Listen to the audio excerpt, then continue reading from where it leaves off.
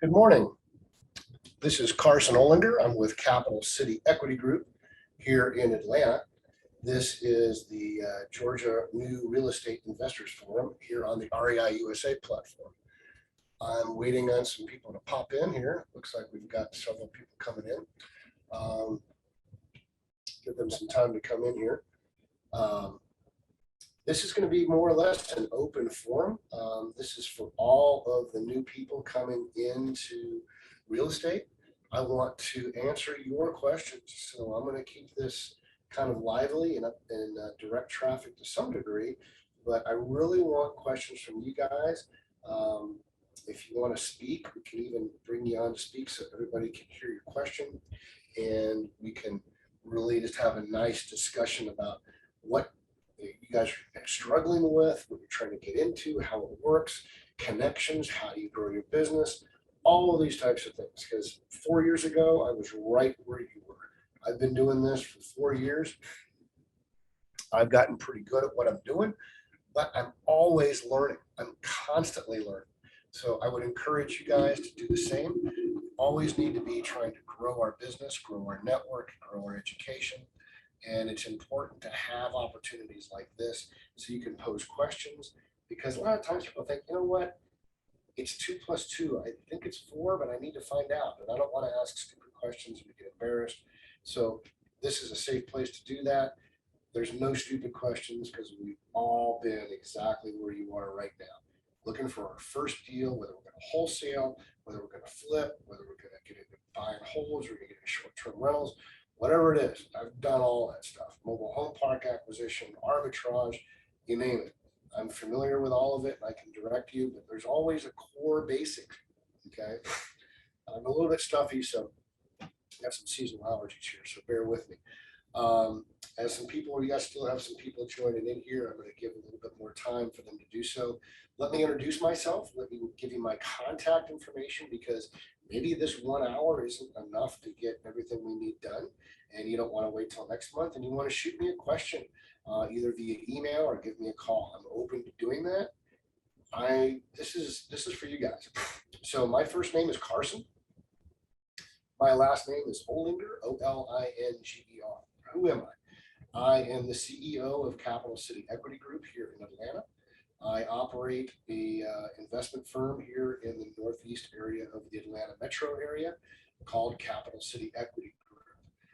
I've got a S Corp that I also own and operate, which acts as my wholesaling dispossessory arm or dispositions arm, and also my consulting and mentoring arm. So any property that we hold goes under the LLC with Capital City, and any of our wholesaling, consulting, pass-through type cash, that goes with our subchapter S corporation under Southeastern Associates. That's all about deal structure, not deal structure, but that's all about business structure. And that's something we can talk about as well, because if you start to diversify into different markets, different areas of the industry within investing, you need to make sure you got things taken care of legally so that you can operate properly, have things done with taxes down the road, so you don't wind up getting into a messy tax situation. These are all things that we can talk about. So I own both of these companies as well as several other LLCs. As I said, I've been doing this about 4 years, a little longer. I've transacted over 110 deals thus far, combination of flipping, combination of wholesaling, buying holds, short-term rentals, all that stuff. So I've got my hands in a lot of different things. I now own and operate 38 income properties, and I own 2 mobile home parks. We're getting ready to acquire 3 more mobile home parks. I'm a big fan of passive cash flow and multiple streams of income within the business. So what I teach, what I preach, what I coach is don't just be a wholesaler. Don't just be a flipper. Don't just be a buy and hold person. Do all of those things so that you have multiple streams of income and ways of making money when the market goes one way and you're positioned this way. My phone number is 678-478-2230. That number again, 678-478-2230. We've got multiple screens here, so I'm looking, so if you see me moving over, I'm looking at questions while I'm looking at other stuff over here. My email is Carson, Carson, at Cap City EG. That's Cap, CAP, City, E for equity, and G for group. Carson at capcityeg.com. Please follow me on Facebook. I do a lot of posts on upcoming coaching opportunities, seminars, things that we do for free.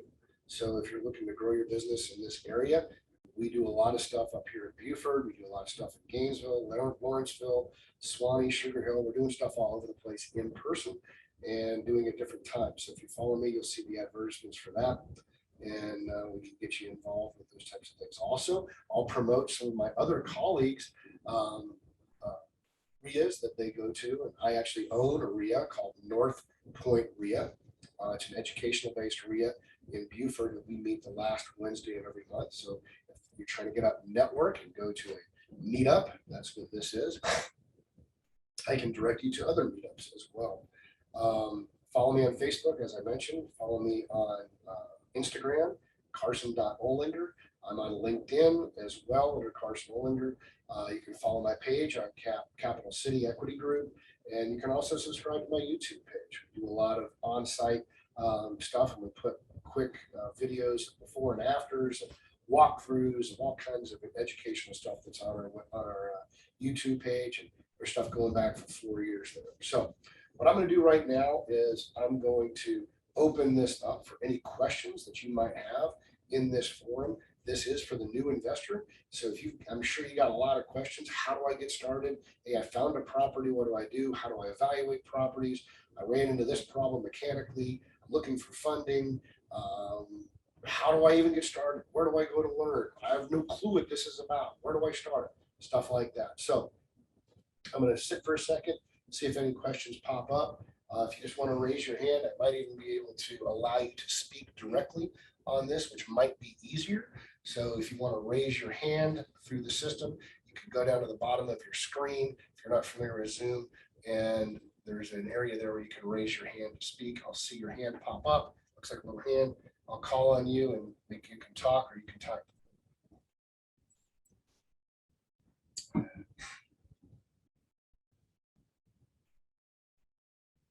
Not seeing anybody raising their hand immediately, but maybe you're typing. So while you're doing that, let me say this. I'm a huge advocate of networking. So if you're trying to grow your business or you want to get better at what you're doing, I'm not a believer in buying courses, buying classes, and spending inordinate amount of money to learn somebody else's seminars or CD class or technique. That's not how I learn. Maybe you learn that way. I'm not saying it's a bad way to go. I'm just saying I didn't do that and it didn't work for me. What I like to do is I like to surround myself with people that know more than me, quite honestly. Forums like this. I'm assuming that you're here. You don't have a lot of experience, but you're trying to grow, which is a positive thing. I'm glad you're here. I probably know a little bit more than you do, but I will be the first to admit I don't know everything. There are people that I run around with that have probably forgotten more than I already know. And that's why I love this business. I use the analogy, I use a lot of analogies. So I work with pretty easy math. 2 + 2 is 4. But I might meet someone that go, hey, Carson, you know what? 3 + 1 is 4. And I never thought of that. I'm like, wow, you're right. 3 + 1 is 4. I'm getting the same result, but I'm approaching it from a different way. And I always learned 2 + 2 is 4. I never thought about doing it that way.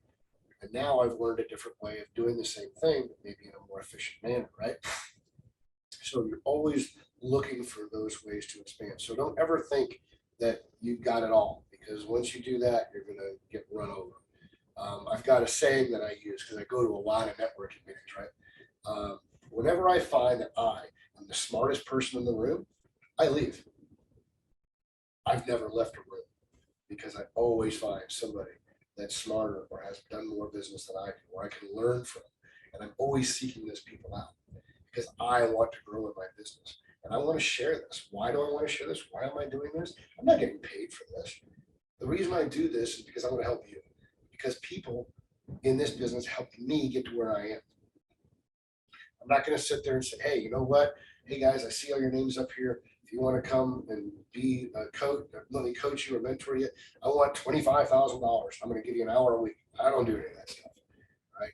I'm never going to ask you for any money if you want personal one-on-one coaching.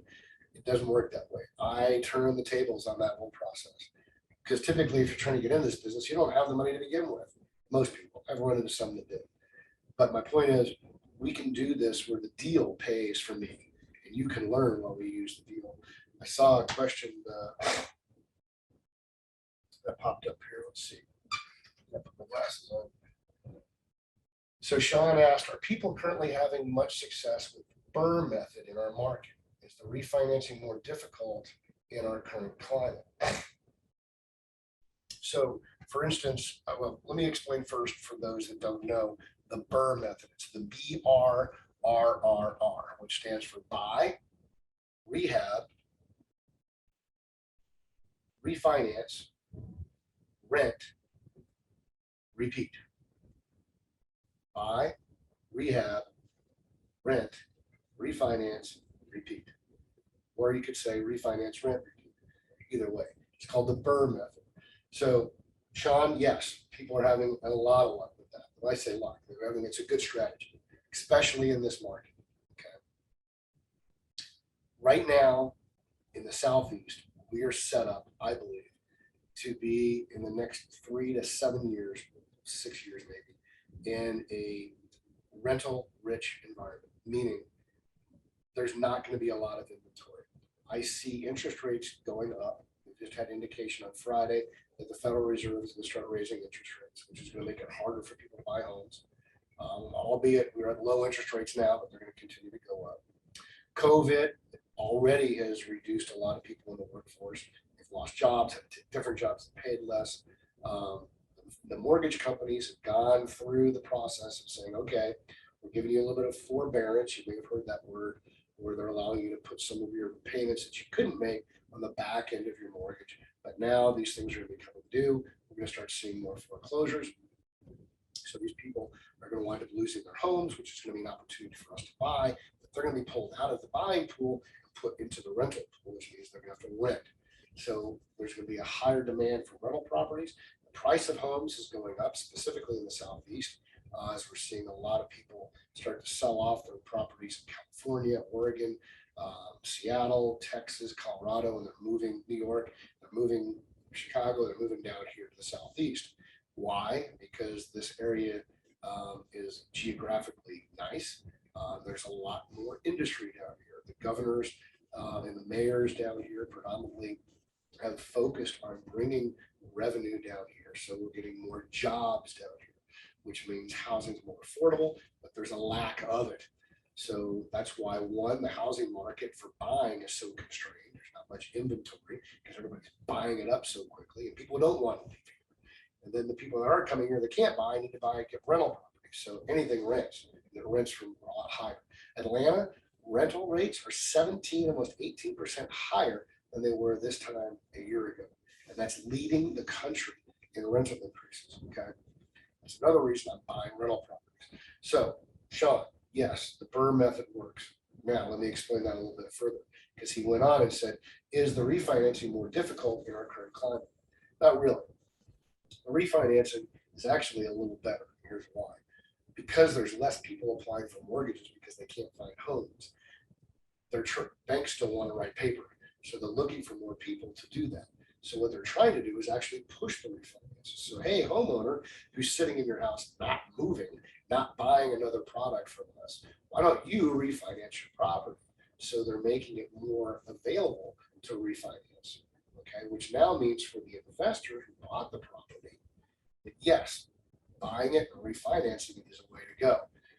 Depending on what lender you go with, it could be easier or harder, but for the most part, the lenders are wanting to refinance, and there's a lot of good products out there within the financing world to refinance your home. But let me say this for a lot of the new people. When you're refinancing, if you're buying a property to do a BRRRR, a buy, rehab, refi, rent, repeat, you need to make sure you're buying it properly. Okay, here's why. When you go to refinance on a second home or a rental property, it's not your primary residence, There's going to be a couple of things that come into play. One, since it's not your primary residence, it's going to be something that you could probably let go a little bit easier if things got harder financially for you. So the buying requirements are going to be a little tougher on that, meaning on your house, you might be able to buy the house with 3% down that you live in. With a rental property, you may have to have 20 to 25% down in order to buy that property from a traditional lender. On top of that, the private home that you own, that you live in, you might get 2.5 to 3.5%, depending on your credit rating, if it's good. But on a secondary property, it might be 4, 4.5, 5%, maybe 5.5%, depending on where it is. So you're going to have a little bit higher interest rate because it's a second property, and your LTV, your loan to value on the refinance, is going to be a lot higher, meaning I say lower actually, than would be on your traditional home. Okay, so that means you have to have more cash. So that means you have to buy smarter, because think about it. Let's use a $100,000 house. The house is worth $100,000, but it's all fixed up and pretty. It's capped out, you got granite, new roof, new everything. It's perfect, it's ready to go. If I wanted to sell it would value at $100,000, right? So in order to get to that point, I had to buy it. So hopefully I bought it cheaper than 100, right? Because I have to improve that property. And now if I want to refinance that property and hold on to that property, I've got to make sure I get all my money back out. I don't want to leave any of my money in that deal, because I want to put that money on another property, right? So if I bought the house for $70,000 and I put 25 in it, and I'm in the house for 95,000 and the price is for 100, yes, I've got $5,000 worth of equity. But now when I go to refinance it, the bank says, hey, we'll refinance you at 75%. That means they'll give me $75,000 back at closing, plus I got to pay closing costs. So let's just call that 80 grand. So now I got to pay 80 grand. I'm going to get 75 back. So I got 5 grand out of pocket to do all that, blah, blah, blah. I'm leaving $15,000 to $20,000 in my cash in that deal. I don't want to do that. Now, maybe you're in a position to do that. Maybe you have an IRA, maybe something like that is not as important. But for me, I want 100% of my money out of it. Most people do. So I want to make sure that when I buy the house, I'm buying it at like $50,000, right? I'm putting $15,000 to $20,000 into it, because on a rental, I don't need to have granite. I don't need to have all the bells and whistles. I can cut a couple of corners here and still have a nice home to rent, right? It's not retail ready, it's rental ready. So my rehab looks a little bit different. So when I get my $50,000 house, and I put $10,000 or $15,000 in it, I'm in it for $65,000. Now the house is worth $100,000, right? So now maybe it's not as nice as the other one, so maybe it's worth 90, 95. But let's just say it's worth 100. I take that same model. The bank says, well, we'll refinance you at 75,000. All right, I've only got 65 in it. They give me the 75 grand. I pay off the 65 I used to borrow and rehab it. I got $10,000 left over. Put that in my pocket. I just got paid, and I got 25% equity in that house, and I'm renting it. That's the BRRRR method. So now I go borrow that same 65 plus the 10 I just had, and I do it again. And I do it again, and I do it again. That's the BRRRR method. Okay, that's right. Money, money, money. That's what we're all about. So I'm an advocate of cash flow. I want to make sure that we have money coming in passively, so that when I retire, I don't have to go worry about flipping homes or wholesaling. I could be in Barbados, I could be in Greece, I could be in Italy. Heck, I could be sitting here at the home watching football. And you know what? Guess what tomorrow is?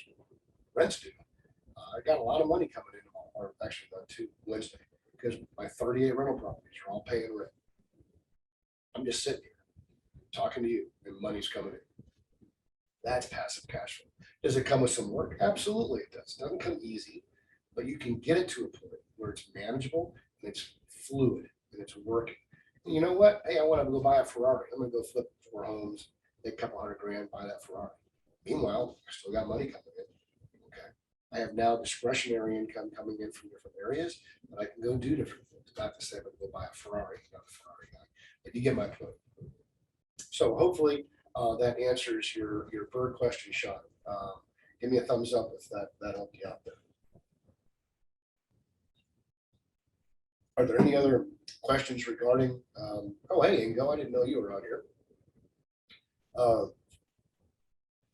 But you're welcome, not a problem at all.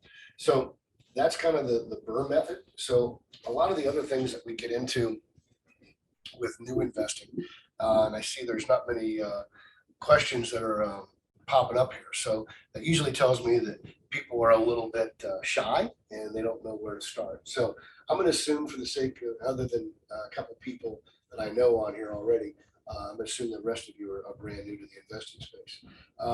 Question that popped up: do you know of lenders who currently will refinance on a mobile home? If you do, I'd love to talk to them. So the answer is no, I do not. That is a gray area within the banking community. Now, if it's a mobile home park, then yes. But if it's an investment property on a mobile home, like one mobile home on an acre, I can't even find anybody that will allow me to buy it unless I buy it for cash. There's no lenders that'll even lend on it. It's crazy. The reason for that, if you don't know and you're new to this, is a mobile home traditionally is like a car. Okay. In order to get it to where it had to be, they had to put it on the road. It's got wheels on it. So it's like a camper, honestly. So it had to go on the road, which means it had to have a tag from the DMV, right? And as you know, most mobile homes depreciate a lot faster than a house. Because think about your car. The car depreciates faster than your house. Well, the mobile home is the same concept according to the state. It's not real estate, it's personal property. So banks, when they look at lending on that, even though people live in them, they don't look at them the same way. Why? Because they're a depreciating asset. There's more liability with them. They can be moved. Hey, I didn't pay my mortgage, but you know what? I hooked a truck up to that house and I moved to Montana. You'll never find me again. There's risk. So the banks look at that and they mitigate that risk by either one, not lending on it, or what they do here is they only lend to people that live in the house. So for investors who want to rent them out and you don't live in the trailer, then there's no programs that I'm aware of that allow you to buy that house with traditional financing, or if you bought it for cash and now you want your cash out, to refinance. I don't know of any that do that on rental property. As I mentioned, on a mobile home park, it's different because now they're looking at the entire cash flow of the entire operation versus a single mobile home. So I'm sorry I don't have an answer for that, but no, I don't know of any lenders who do that. Ingo asked, how is the market right now for wholesaling? So for those of you that don't know, Ingo is a wholesaler in the area. He's a pretty savvy investor as well, but I'm sure he and I are running into some of the same hurdles. The problem right now, Ingo, is there's not a lot of inventory. And the inventory that we're getting is not at such a discount that most of the investors want to flip it. Want to wholesale. They want to flip it because they're taking tighter deals. So the wholesale market is a little bit constrained only due to lack of inventory. So the properties that we are seeing are not as lucrative to the investors for us to wholesale them. So when we try and wholesale them, we're doing them at a little bit higher rates than we would typically in the past because we just don't have enough meat on the bone for everybody to eat the way we used to. So our inventory is low. When we do pick up product, it is usually at a little bit higher price point. And so for the investor out there that's new to this, there's a mathematical business model that we use as kind of a barometer. So if you got a pen and a paper, I would everyone write this down. So there's a term called ARV. It's called after rehab value, right? ARV is when the house is all fixed up pretty. It's got granite, new roof, HVAC, it's move-in ready. It's a perfect retail product. ARV. What is the house worth after rehab? Okay, that's the number that we use. If you can establish what that is, and you know what that is, let's say, for instance, it's $100,000. In order for me to get my house to $100,000, I have to put in a certain amount of rehab, right? So I need to buy that house cheaper and then be able to put that money into it and then still leave meat on the bone to sell it and make money. So on a $100,000 house, I'm going to take 25% right off the top. Okay, 25%, just done. I'll explain that in a minute. So ARV minus 25%. In this case, obviously, that's $75,000. Now, what's my rehab? Well, my rehab is going to be 25 grand. Okay. So now I'm at $50,000. So I, as an investor who would have flipped that house, I want to buy that house at $50,000 so that I can put 25 in it and I can make money when I sell it at 100. And that's not to say that I'm going to make $25,000 on it. I want to explain that 25% because it's kind of a catch-all. But now I'm a wholesaler. I don't want to flip it. I want to wholesale that property to an investor like me who's going to buy it and rehab it. So what's my criteria? I want to buy it at 50 because I need to buy it at 50 in order to meet my financial criteria of making money with a $25,000 rehab. So if I'm buying from a wholesaler who's trying to sell that to me, assuming the wholesaler knows what they're talking about, that they know it's a $100,000 ARV and they know it's a $25,000 rehab, and they want to make money, they got to get it below $50,000, meaning they got to buy it at 40, 45,000 in order to put a $5,000 wholesale fee on it to sell it to me at $50,000. Okay. Now, what I see going on here is in some of the notes is, yeah, a lot of these wholesalers don't know what they're doing, and they don't. And here's why. There's no barrier to entry. It's not like I've got to invest a lot of money. All I got to do is get a house under contract and try and move it to a bunch of people that will buy it. Okay. There's not a lot of investing involved with it, but it's part of the process. There's a lot of great wholesalers out there. Ingo is one of them. So if you're looking for some deals, Ingo, myself, we've got other people we can network. But to answer your question, what's happening right now for all the new investors as well is a wholesaler might be buying the house at $65,000 and it needs 25, but they tell me, oh, it only needs 15. And oh, the ARV is not 100, it's 110. They're stretching that number. They're pushing it out there. Now, they can't just do that, but they're trying to sell it to me with that concept. I do my research. I look at the pictures. I go see the house. I know the area. I'm like, hey, you're telling me it's $120,000 ARV. It's 100. So you're wrong. So now you've just lost credibility in my eyes as a wholesaler. And by the way, I've been to that house and it's a $25,000 rehab and you're telling me it's 10 or 15. So what you're telling me is not right. So I discredit them. I don't work with them anymore. And there's a lot of those guys out there.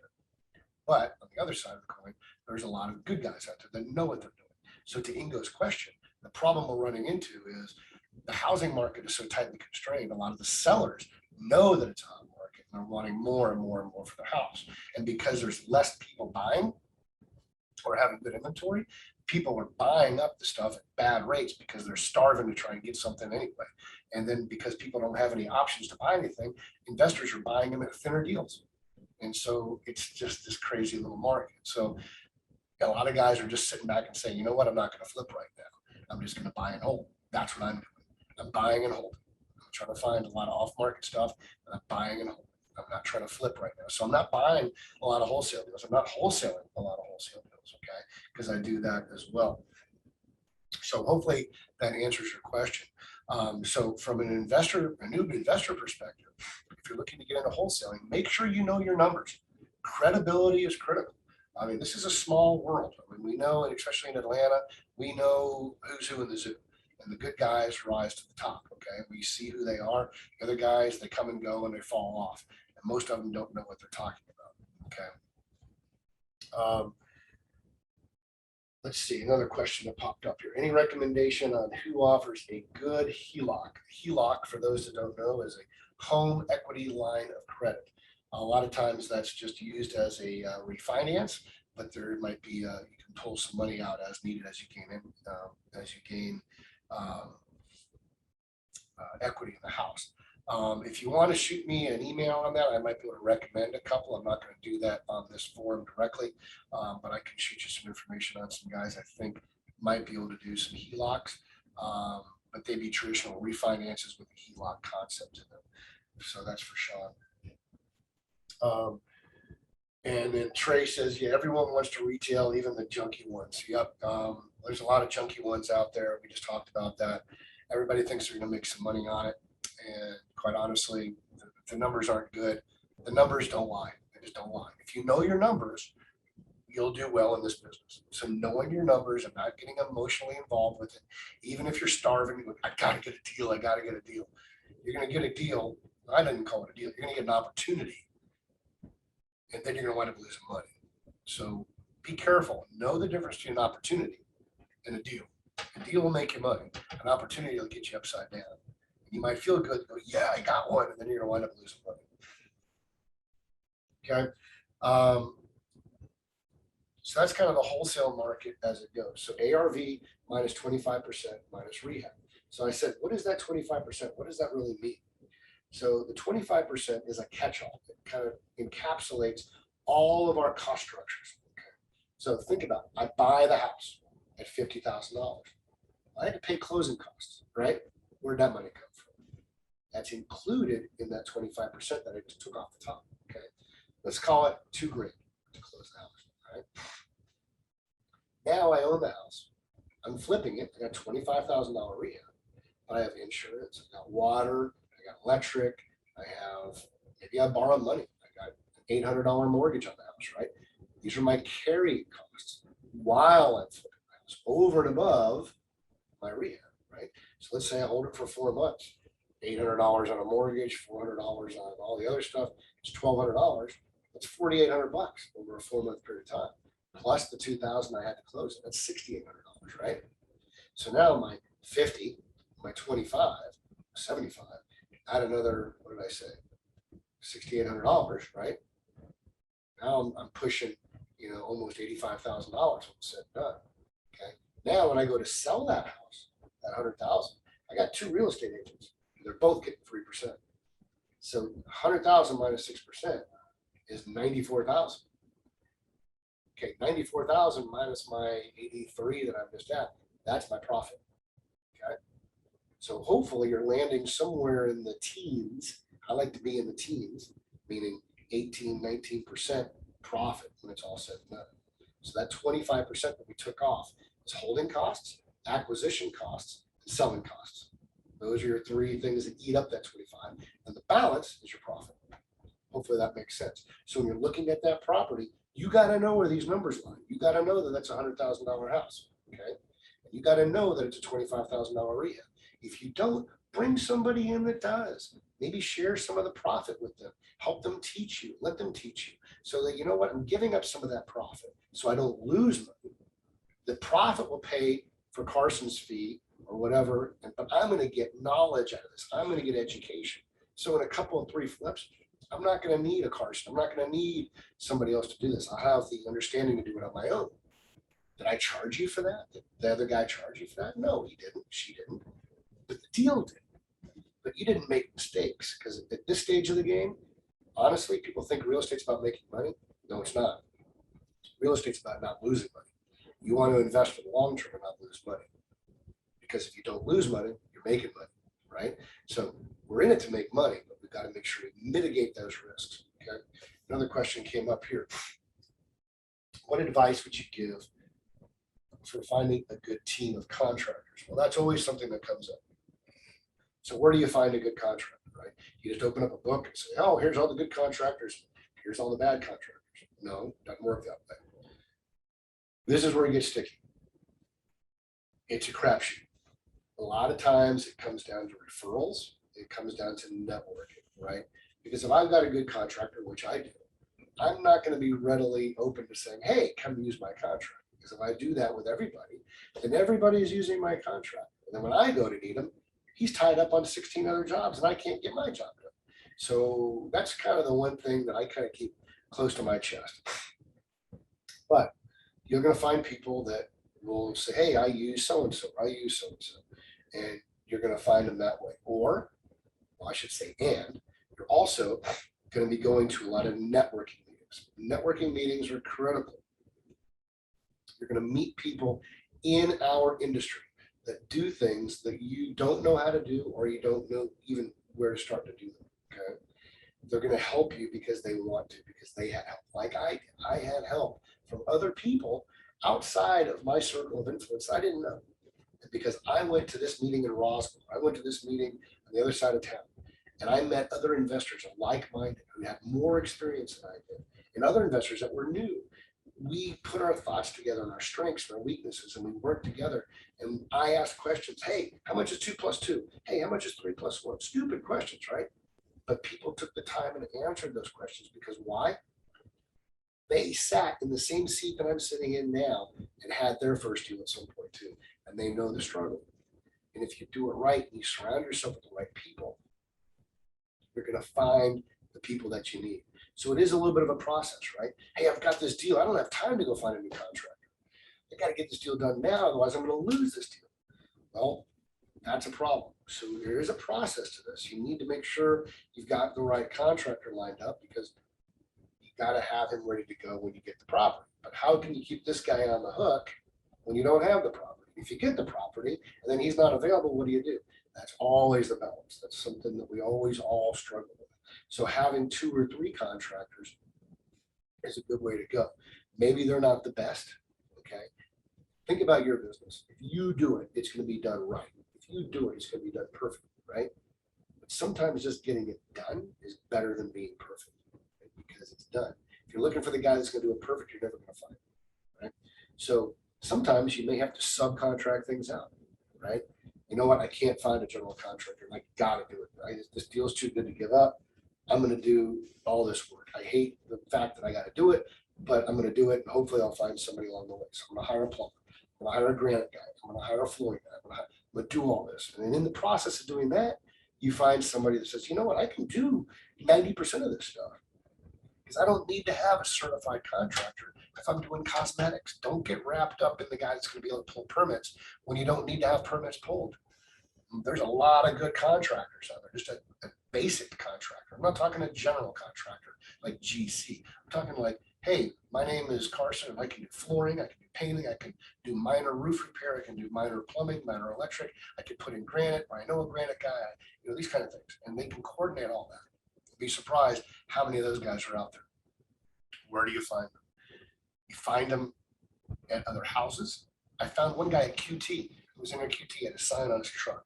I went up talking to him, and he does work for me now. Little stuff. I found another guy that does gutters, puts in gutters. Another guy does pressure washing, stuff like that. So network. Always be looking. I'm driving down the road, taking a picture of a guy's truck. He looked at me, and I just waved at him. He was happy because he saw me taking a picture of his truck. That's why he had the sign on there in the first place. So that's a difficult one. There's no straight up and down answer. I wish I had, hey, go down to Home Depot and just sit there. That's a possibility. You'll run into guys all the time. I've seen people do that. They'll go down there when the store opens at 6 a.m. and they'll ask contractors, hey, I'm looking for some guys to do this kind of work, and just start getting cards, even when they don't have a project. So you just start amassing that. I've seen people do that. Okay. So hopefully that kind of points you in the right direction. I know it's not the exact canned answer that you might want, but there's no straight up and down answer for that. Okay. Let's see. Pull up at all the houses you see being worked on and look at their work and network your tail off. Exactly. That kind of is the same thing I was just talking about with Home Depot. But let's say you're driving down a neighborhood and you see a flip going on, or you see new construction going on. That's a great idea. We said that. Trey, that's a great idea. And that's getting creative. All right. That's being aggressive. So absolutely do those types of things. All right. How do I make sure I'm not paying way too much for contracted work? Paying too much on multiple things adds up. Well, that's a great point. How do you know, right? How do you know? Hey, it's bad. I just talked to a friend of mine around the corner. They just remodeled their bathroom. Same house I've got, same floor plan. And I asked him what he did. It was $15,000 to do the bathroom, master bathroom. I was like, whoa, because I'm thinking about doing mine. And I know price of materials is up. It took them 4 weeks to do the bathroom. 15 grand. I'm looking at my bathroom, maybe gutting the whole thing out, new granite. Probably the only thing I would keep in there, would be the vanity. That would be, I'd replace the tops, the sinks, I'd replace the faucets, the mirrors, the lights, I'd repaint it, put new flooring in, I'd tear the old shower out, I'd retile a new one, I'd put a new glass door, all that. I'd do everything top to bottom. And I'm thinking I can do my entire bathroom for 6 or 7 grand, maybe 8 if I go real high. And he's 2x that. I could get that thing done with my guys 8 days. So he paid a lot more for that. So to answer your question, how do you know? You need to know what things cost, right? So you need to surround yourself with people that have done this.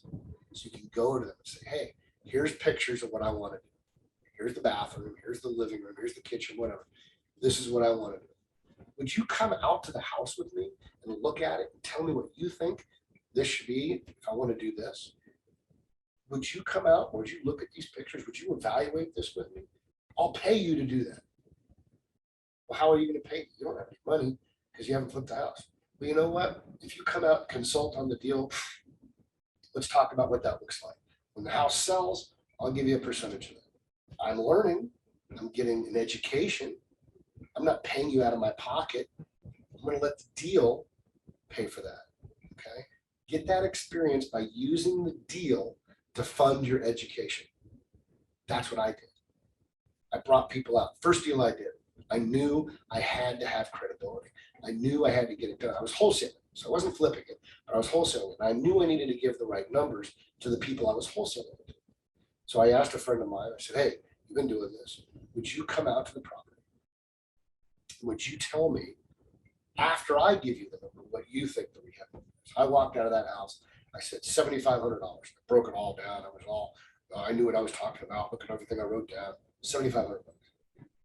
He comes back and goes, no, 30. Where are you getting that? And so he went through his numbers and we compared. I was like, wow, I was totally blown away at what I missed. And because he knew what it cost to do those things.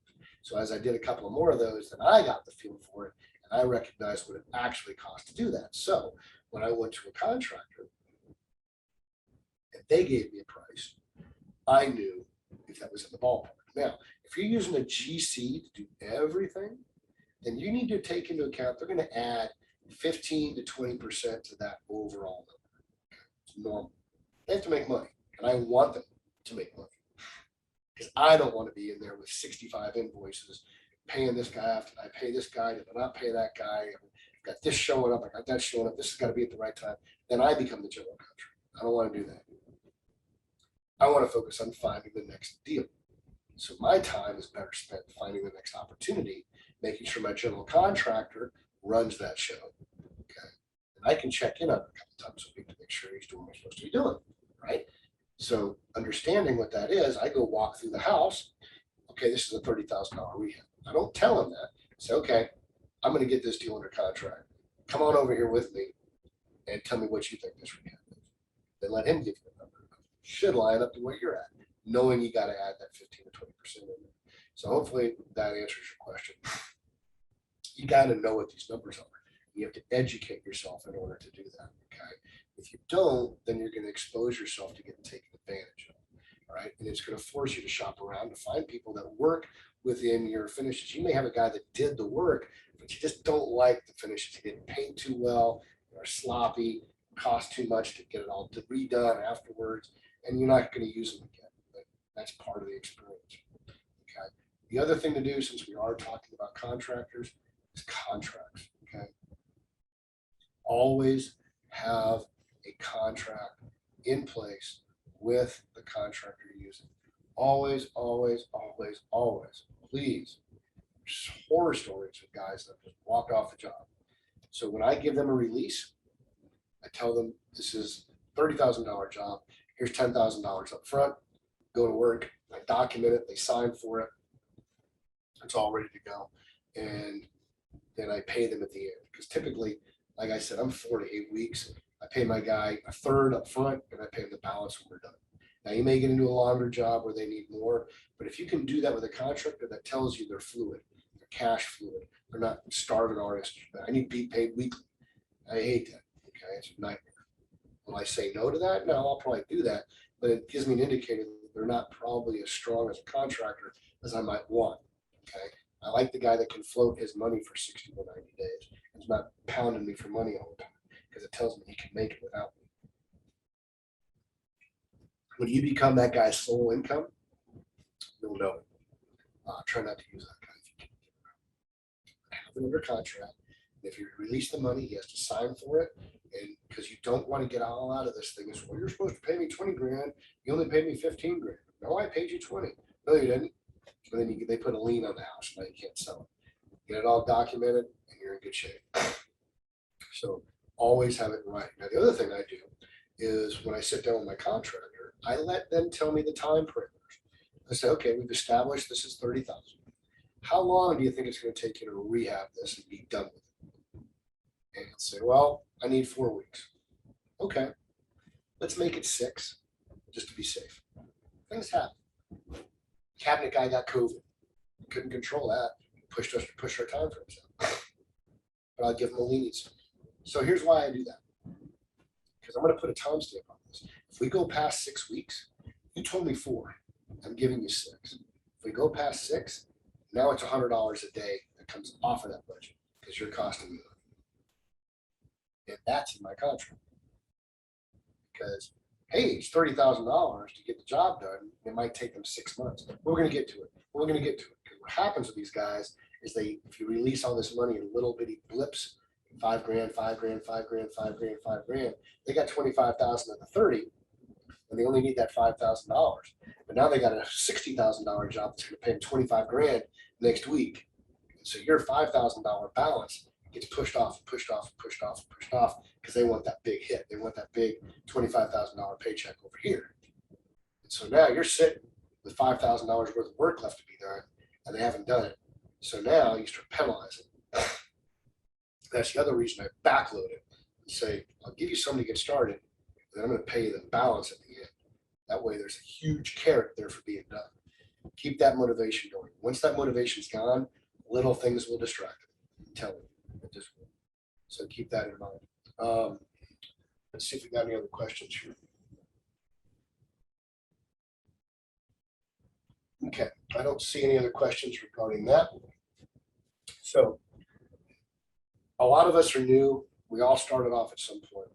I've mentioned networking. Here's something to write down. There's a website called Meetup, MEET up, Meetup. It's pretty simple. You may have heard of it. It's free. I would encourage you to go to Meetup, create a free account, email address, PIN number, whatever. Get that set up. And then when you go in there, it's going to ask you what your interests are. What are your interests? Your interests are going to be investing, networking, real estate, all the buzzwords that you need about real estate. Put those in. What's going to come out of that is going to be all of these meetups, these networking events that operate all over this area. Okay, whether you're in Atlanta, Philadelphia, Texas, I don't care, Nebraska, it doesn't matter. There's going to be a real estate meetup somewhere, I guarantee you. Okay, and they're going to meet on a Monday at 2 o'clock or a Thursday night at 7 or Saturday morning with coffee, or whatever. They're going to meet with frequency and regularity in different places around the area. You're going to look at them all and say, oh, that one's interesting, but it's a little bit of a drive, but I may go check it out. This one's in my backyard. I'm going to check that one out. And you go to these things. Hopefully they're free. Most of them are. And I would encourage you to only go to the free ones. There's a ton of them. And you just go. It's come and join us if we have similar interests. And you learn from other people. Bring a business card if you have. If you don't have a business card, don't worry about it. You don't need a business card. Just go and give them your name and your phone number. I put a V card on my phone. So if you've ever done a V card, you create your name and all of your information, email, phone number, blah, blah, blah. And you just say share contact with them and you just shoot it right over to them while you're sitting there on their phone. Hey, what's your cell phone number? I'll send you my V card. And it goes right to them. They can put it as a contact. And then you can text them back and forth. Say, hey, it was great meeting you. I appreciate it, blah, blah, blah. Got your email. I get back from those things. I do a blast email. I do it all blind copy. I say, hey, it was a pleasure meeting with you. I really enjoyed our conversation. Here's my contact information. This is what I'm trying to do. And I add them to my buyer's list if they want to buy from me. Can I be added to your buyer's list? Hey, you're a contractor. You're meeting all these different people. Network, network, network. If you're new, I can't stress that enough. Okay. Surround yourself with people that know more than you do. Okay. So if you're going to come back next week and we're going to talk more about this, what I would want to challenge you is to go to at least 2 meetups between now and next month. Okay. And if you can do that, then we can talk about what you learned now. And I want to have some people that can come back next week and say, hey, I'm a newbie to this group. I learned this here, and this is why it was important. What you said, Carson, is true, and here's why. I want a real account for what that is, okay? In the interim, if you want to reach out to me directly, and you live in the Atlanta metro area, I can, especially up here on the north end, like Beaufort, Lawrenceville, Roswell, Cumming, Gainesville, all those areas, I can recommend to you a lot of the meetups that I go to that are free, that meet all over the area.